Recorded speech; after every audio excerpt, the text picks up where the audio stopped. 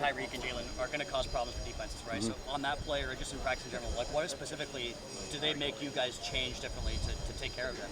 Yeah, well, anytime you got two receivers that are that fast, right? They can climb and get vertical into the defense extremely fast. I mean, it puts stress on the back end. It puts stress not only on the DBs but the linebackers, the whole scheme as it meshes together. So, that speed, that vertical release into the defense, guys got to be thinking about over the top, right? And then it opens up the intermediate part of the field. So, it's great to see those guys out there, especially when they're both out there on the field together. I mean, it's definitely a unique element. Steve, we know that Brandon Jones can blitz as well as any safety in football. We know he can tackle. We know he's prepared. We know he's fast. We know he's smart.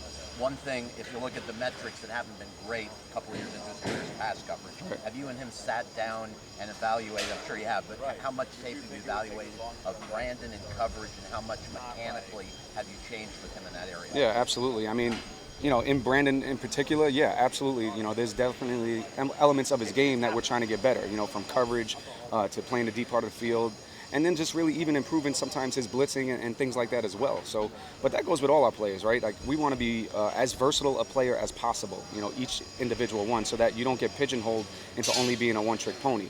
The more versatile we are, the more we can move those guys around, the more, the chess pieces can fit in different places on the defense, and it makes it harder on the offense. So, with all of our players in the secondary, we're constantly trying to, make them the most rounded players that they can be and make them versatile in all areas of their game.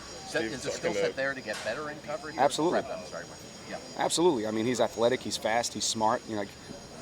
There's no reason why he can't do all the different things that a DB needs to do on a down-in basis and be able to cover guys, be able to cover tight ends, be able to play the deep part of the field, be able to blitz, be able to play zone coverage. All of those things should encompass what he has the ability to do from a tool set standpoint. I was talking to Brandon the other day and asked if he and Javon watched film of any other safety tandem in the NFL, and he mentioned Jordan and Micah up in Buffalo. Even called themselves a younger version of them. I guess is that kind of a directive, like a goal for them to be like, hey, watch how Jordan does this and that, watch how he gets in the box and drops into coverage? Right. Or?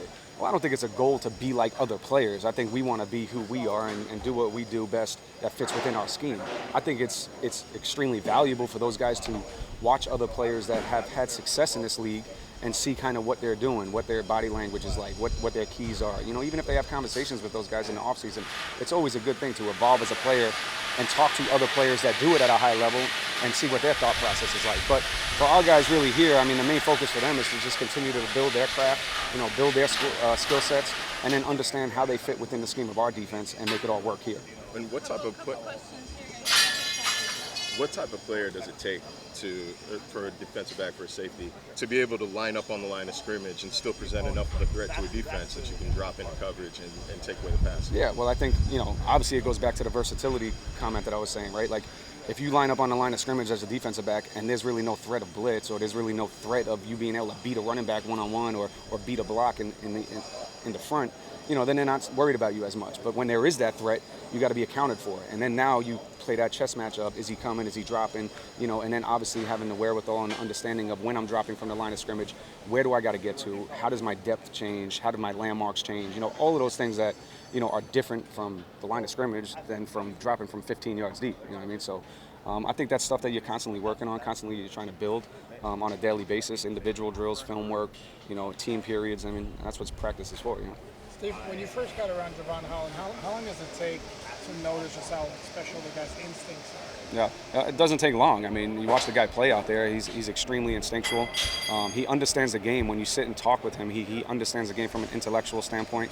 But there's still, areas to improve. There's still things that he's still a young player in this league. He's only in his second year. He hasn't seen everything yet, you know what I mean? But, when you have a guy that's that naturally instinctive, he can do things, maybe that are outside the box a little bit, to where you're like, okay, don't take that away from him. Let him trust his instincts. Sometimes there'll be some growing pains with that, where he'll make, a little bit of a wrong decision here or there, but that's all right. It comes kind of with the territory.